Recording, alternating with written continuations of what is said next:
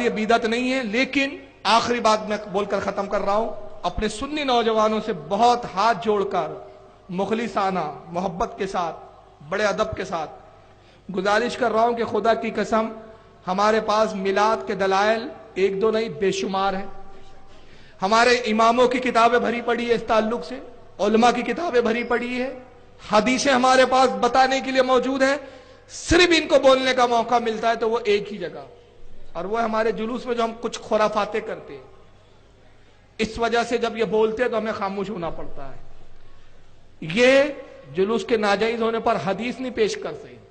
مجھے بتا دے کوئی مائیکل لال غیر مقلد کسی نے کبھی کوئی حدیث پیش کی ہو کہ رسول اللہ نے کہا جلوس نکالنا حرام، ایک حدیث نہیں ملے گی، بلکہ ہم بے شمار ایسی حدیث کی کتابوں سے بتا دیں گے کہ نبی جب مدینے میں آئے تو حضور کی آمد پر جلوس نکالا گیا ہے نا۔ جلوس اسلام میں تصور ہے جلوسوں کا، لیکن یہ حدیث نہیں کوٹ کریں گے، یہ کیا بتاتے، یہ دیکھو یہ جلوس نکال رہے ہیں، یہ عورتیں جا رہی ہیں، ان کی یہ بے پردگی ہو رہی ہے، یہ مرد لوگ جا رہے ہیں، یہ صاحب دیکھیے پانی ایک دوسرے پہ ڈال رہے ہیں، یہ ڈی جے بجا رہے ہیں، ڈی جے پہ ناچ رہے ہیں، تھرک رہے ہیں۔ خدا کی قسم اسلام میں نہ اس کے کوئی جواز کی صورتیں ہیں، نہ اس کے لیے ہمارے پاس کوئی دلیلیں ہیں، نہ ہم اس طرح کی کوئی دلیلوں کو جانتے ہیں، نہ ہم عوام کی ان خرافاتوں سے راضی ہے، بلکہ جتنے علماء اہل سنت ہے ہر کسی کا یہی کہنا اور فتویٰ ہے کہ یہ سب حرام و ناجائز ہے، ڈی جے بجانا حرام،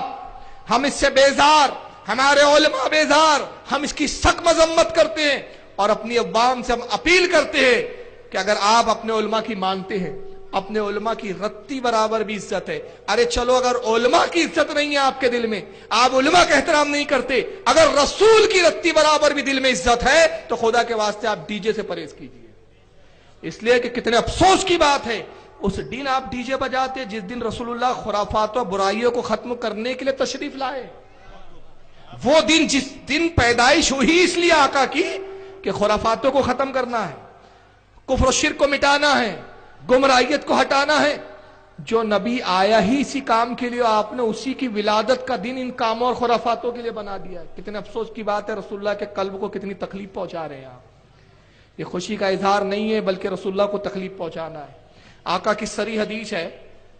دو حدیثیں میں پیش کر رہا ہوں، اس سے اندازہ لگا لیجئے کہ رسول اللہ اس سے راضی نہیں ہوتے بلکہ سخت ناراض ہوتے ہیں۔ سرکار فرماتے لوگوں میں ڈھول اور باجوں کو توڑنے کے لیے آیا ہوں، ڈھول اور باجے شیطان کی آوازیں، اور دوسرے مقام پہ فرمایا کہ میری امت میں ضرور وہ لوگ ہوں گے جو تین چیزوں کو حلال کر لیں گے، فرماتے قسم اس ذات کی جس کے قبضے قدرت میں میری جان ہے، اس کو اعلیٰ حضرت نے احکام شریعت میں لکھا ہے اور غالباً امام حاکم کے حوالے سے لکھا ہے، مجھے ابھی یہ تو یاد نہیں کہ کس کے حوالے سے لکھا، لیکن احکام شریعت میں اعلیٰ حضرت نے اس حدیث کو کوٹ کیا ہے۔ آقا کہتے ہیں میری امت میں ضرور وہ تین لوگ ہوں گے جو حلال ٹھہرا لیں گے، حالانکہ جس کے قبضے قدرت میں میری جان ہے، اللہ اور اس کے رسول نے ان چیزوں کو تم پر حرام کیا۔ صحابہ نے عرض کیا یا رسول اللہ وہ کون سی تین چیزیں؟ فرمایا ایک ریشم کا لباس، امت میں ضرور ایسے مرد ہوں گے جو ریشم کا لباس پہنیں گے۔ دوسرا فرمایا اللہ کے نبی صلی اللہ علیہ وسلم نے زنا، میں نے اس کو حرام کیا، اللہ نے حرام کیا، لیکن زنا کریں گے اور اس کو حلال سمجھیں گے، کہیں گے کوئی نہیں ماں چلتا ہے بھائی، رنگ لیا ہے، ماحول ہے، اللہ نے پیدا کیا ہے، موج مستی کر لو، دنیا میں آئے تو زنا کو حلال ٹھہرائیں گے۔ اور تیسرا آقا فرماتے ڈھول اور باجے، تین کیٹیگری میں فرمایا ہے، زنا کو حلال ٹھہرائیں گے، ریشم کے لباس کو، اور تیسرا کیا؟ ڈھول اور باجے کو۔ بتائیے اللہ کے نبی بیزار اس قوم سے، اس لوگوں سے، اور ہم ڈیجوں پہ قوالیاں پیٹے، ڈھول بجائیں، موسیقی کے ریکارڈ لگائیں، موسیقی بجائے اور اس پہ تھرک رہے ہیں، ناچ رہے ہیں۔ گزشتہ سال آپ کے بامبے میں دو ایسے حادثے ہوئے، ایک بہت بڑا حادثہ ہوا اور ایک چھوٹے قسم کا۔ چھوٹا تو یہ ہوا، مجھے وہ ویڈیو دکھایا گیا، میں نے دیکھا بھی ہے، میرے پاس شاید موجود بھی ہے موبائل میں، ڈی جے پہ ناچ رہے کچھ لڑکے، پورے اسپیکروں کی تھپی گرتی ہے اور اس میں کئی چھوٹے چھوٹے بچے وہ اسپیکروں کے نیچے آئے اور زخمی ہوئے، وہ تو اللہ کا شکر تھا کوئی مرا نہیں۔ لیکن گزشتہ سال کا اخبار موجود ہے، ہمارے جاوید بھائی بیٹھے، انہوں نے میں پچھلے سال گزشتہ سال بمبئی میں 5 دن تھا، 4 یا 5 دن، مجھے اخبار لا کے دیا، وہ انگریزی اخبار، وہ آج بھی میرے پاس موجود ہے اور آپ نے بھی دیکھا ہوگا بہت سو نے۔ وہ اخبار کی رپورٹ تھی کہ رات میں جو ہمارے نوجوان گاڑیوں پہ پیٹرول پھونکتے ہیں اور بہت بڑے بڑے اسٹینڈ دکھاتے ہیں، اس میں سے 2 لڑکوں کی موت ہو گئی ایکسیڈنٹ ہونے سے۔ بتائیے یہ رسول اللہ کی سیرت ہے؟ یا آقا نے اس کام کے لیے میلاد منانے کے حکم دیا ہے؟ یا یہ کام رہ گیا میلاد میں؟ یہ سوچنے کی بات ہے۔ اس لیے گزارش ہے نوجوانوں سے، خدا کے واسطے جلوس میں سلیقے سے جائیے، آپ نعرے لگائیے، نعرے رسالت لگائیے۔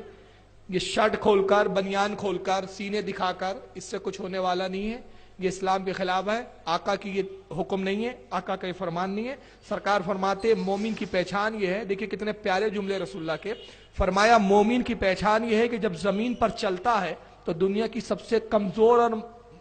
جو ہے سب سے کمزور اور مظلوم قوم نظر آتا ہے۔ جب زمین پہ چلتا ہے آقا کہتے ہیں تو دنیا کی سب سے کمزور مخلوق نظر آتا ہے، مگر جب وہی میدان جہاد میں ہوتا ہے تو پہاڑ سے زیادہ مستحکم ہوتا ہے۔ یہی تو ہوتا تھا کہ لوگ جب آتے تھے جاسوسی کے لیے اور بادشاہ بھیجا کرتے تھے کہ محمد کے لوگ جگہ جگہ فتح کیوں پا رہے ہیں، کیوں دعوے ہو رہے ہیں کہ کیسر کو بھی فتح کیا جائے گا، کسرا کو بھی فتح کیا جائے گا، تو وہ آ کے تعجب میں پڑ جاتے تھے جب وہ دیکھتے تھے کہ رسول اللہ کے ساتھیوں کا حال یہ ہے کہ پیٹ دھسے ہوئے ہیں، آنکھیں باہر ہے، ہاتھوں کی ہڈیاں نظر آتی ہے، کمزوری کا یہ عالم، ہتھیاروں کے نام پر یہ کہ باس کے پاس تو تلواریں بھی نہیں ہیں تو اونٹوں کی ہڈیاں پکڑے ہوئے۔ وہ سوچ میں پڑ جاتے یہ لوگ کیسے فتح پائیں گے، مگر جب وہی مجاہد جہاد میں ہوتے تب انہیں سمجھ میں آتا کہ ایمان کی قوت انہیں پہاڑ سے زیادہ مستحکم کر دیتی، اور ان میں سے وہ ایک کمزور ناتوا جس کے پیٹ دھسے ہوئے، جس کی اتڑیاں نظر آ رہی ہو، 10 کفاروں پہ بھاری ہوتا تھا،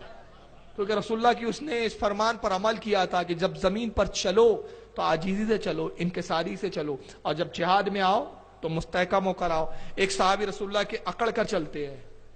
اللہ کے نبی نے بلایا اور جلال میں فرمایا کہ اپنی چال کو درست کر، نگاہوں کو نیچی کر، سینے کو اندر کر، کیا تو زمین پھاڑ دے گا، کیا پہاڑوں کو توڑ دے گا؟ کیا کرنے والا ہے تو؟ نہ تیری اوقات ہے کہ زمین پھاڑے، نہ تو پہاڑوں کو چیر سکتا ہے، تو پھر یہ اکڑ کس کو دکھا رہا ہے؟ مگر ایک وہی صحابی دوسرے ہیں جن کو رسول اللہ نے کفاروں کے مقابلے میں بھیجا تو وہ اکڑ کے گئے، آقا نے فرمایا اللہ کے نزدیک سب سے بری چال یہ سینہ کڑا کے چلنا ہے، مگر جب دشمن کے مقابلے میں جاؤ تو اللہ کو یہی چال سب سے زیادہ پسند ہے۔ تو بتا دیا کہ کب اکڑنا ہے اور کب عاجزی کرنا ہے۔ ہم نے دونوں کا رخ پلٹ دیا، موقع آتا ہے تو سب سے پہلے بھاگتے ہم ہیں، جہاں کھڑے ہونا چاہیے وہاں سینے اندر ہوتے ہیں، اور جہاں سینہ نہیں دکھانا چاہیے وہاں سینے دکھاتے پھرتے ہیں، اکڑ کے چلتے۔ تو جلوس میں عاجزی سے چلیے، کپڑے کھول کر سینہ دکھانے سے کچھ نہیں ہونے والا، نہ آپ زمین چیرنے والے ہیں نہ آسمان چیرنے والے ہیں۔ عاجزی سے جائیں، سنت نبوی کا پیکر بن کر جائیں، سروں پر ہو سکے کوشش کریں کہ امامہ پہنے، اس دن کرتا اور پاجامہ ہو پین اور شرٹ کی طرح، اور اگر خدا کی قسم لاکھ